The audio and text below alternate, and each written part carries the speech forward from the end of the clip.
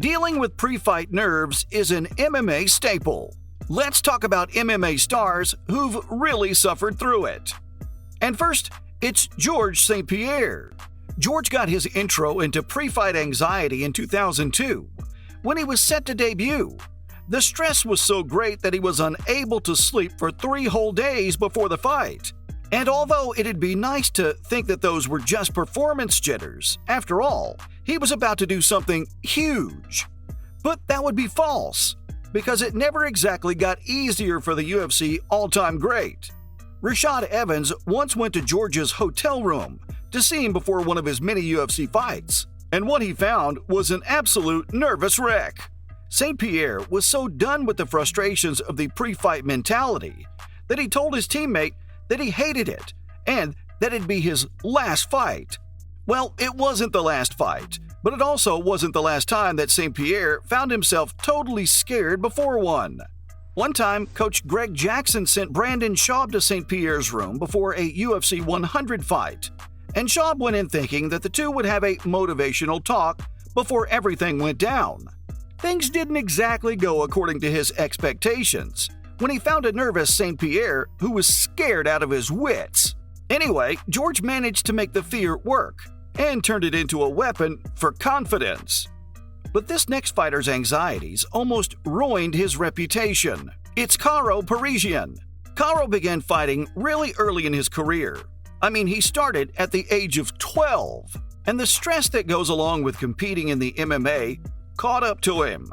It took such a devastating toll that he began to suffer both physically and mentally.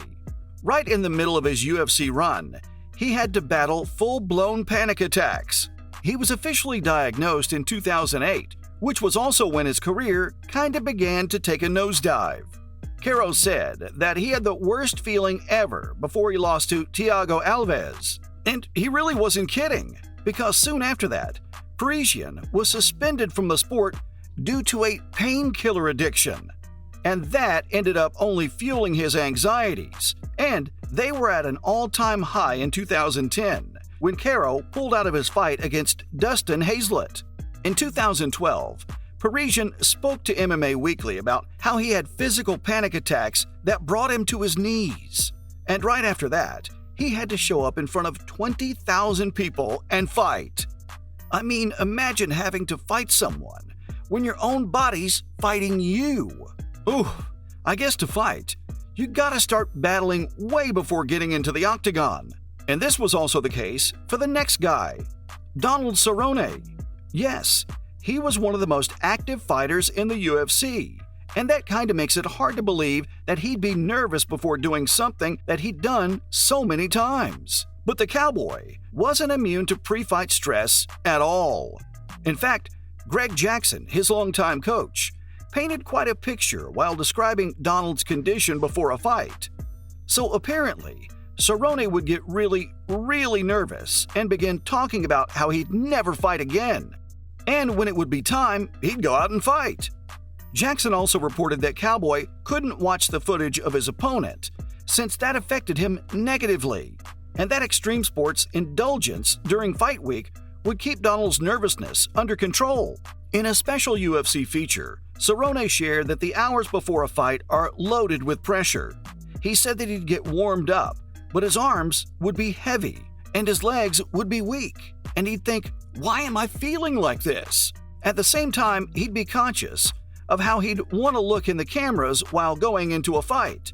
But Cerrone, thankfully, would manage to break free of this stress once firmly footed in the octagon. And that's kinda all that matters. So it's all in the mind, and this next fighter would totally agree. I'm talking about Vitor Belfort. Over the years, many have pointed out that this incredible striker's Achilles heel is really his own mind. John McCarthy could totally testify to this, and since he'd been dealing with Vitor from his earliest fights, his observations have got some weight. Right before Belfort was to fight Randy Couture at UFC 15, he called McCarthy to his hotel room. The anxious fighter asked him about how his opponent could attack him. McCarthy, of course, patiently explained everything to Belfort, but he walked away from Vitor with the feeling that he'd totally lose the fight because of the way he was obsessing over what Couture would do to him. Well, come the night of the fight, Belfort simply refused to come out of the dressing room. When McCarthy went backstage to look for the fighter, he was informed that Belfort had stomach problems. But that wasn't entirely the truth, though. It was nerves.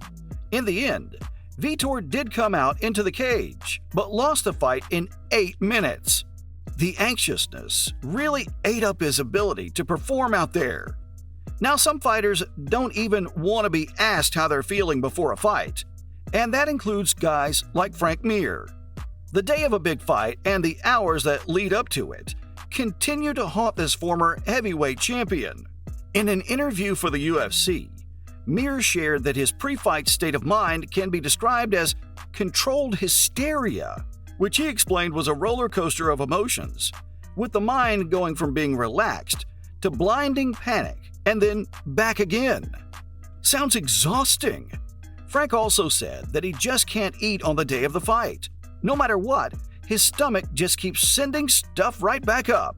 Frank said how you're feeling is just one thing he never wants to answer before a fight, because he usually feels horrible, rethinks his entire career choices, and wishes he'd stayed in college. Yikes! Next, it's a fighter who's a nervous Nelly by his own admission. Yep, it's Bryan Caraway.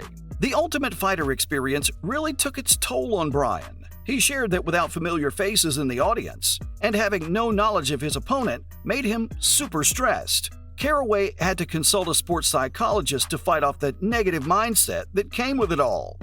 And a sick-to-the-stomach feeling would bother him pre-fight. And it wasn't a secret. Even the audience got to see Caraway fighting his nerves.